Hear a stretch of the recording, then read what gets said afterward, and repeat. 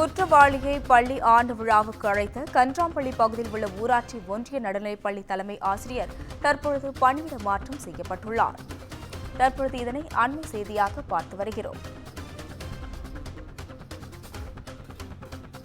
இதுகுறித்த கூடுதல் விவரங்களை நமது செய்தியாளர் அரவிந்தன் வழங்க கேட்கலாம். வணக்கம் அரவிந்தன், உங்க விவரங்களை பதிவு செய்யலாம். வணக்கம் அஸ்வினி.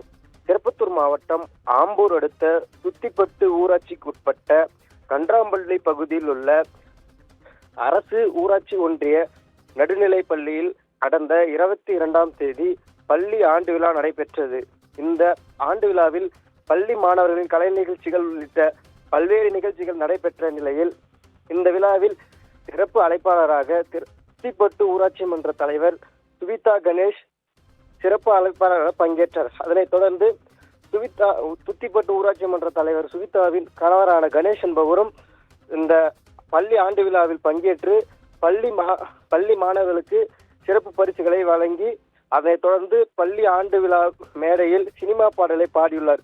இந்நிலையில் மேலும் துத்திப்பட்டு ஊராட்சி மன்ற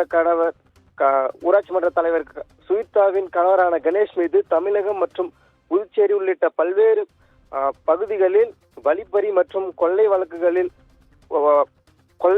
அவர் மீது உள்ளதால் அவர் சரித்திர பதிவேடு குற்றவாளியாக இருந்து வருகிறார். இந்நிலையில் அவர் அரசு பள்ளி விழாவில் பங்கேற்று விழா மேடையில் சினிமா பாடலை பாடி பள்ளி மாணவர்களுக்கு பரிசு வழங்கிய வீடியோ மற்றும் புகைப்படம் சமூக வலைதளங்களில் வைரலானதை தொடர்ந்து இது குறித்து கன்றாம்பள்ளி ஊராட்சி ஒன்றிய நடுநிலைப்பள்ளி தலைமை ஆசிரியர் சந்திரசேகரனிடம் பள்ளி கல்வித்துறை அதிகாரிகள் விசாரணை மேற்கொண்டனர். அப்பொழுது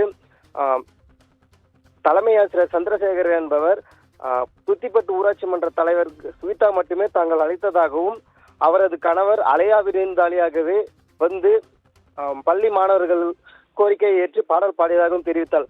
அதனைத் தொடர்ந்து இந்நிகழ்வு குறித்து பள்ளி கல்வித்துறை அதிகாரிகள் கன்றாம்பள்ளி ஊராட்சி ஒன்றிய துவக்கப்பள்ளி தலைமை ஆசிரியர் சந்திரசேகரிடம் தொடர்ந்து விசாரணை மேற்கொண்டு வந்த நிலையில் இன்று பள்ளி தலைமை ஆசிரியர் சந்திரசேகரனை காட்டுக்கொள்ளை பகுதியில் உள்ள ஊராட்சி ஒன்றிய துவக்கப்பள்ளிக்கு பணியிட மாற்றம் செய்து உத்தரவிட்டுள்ளனர். அஸ்வினி,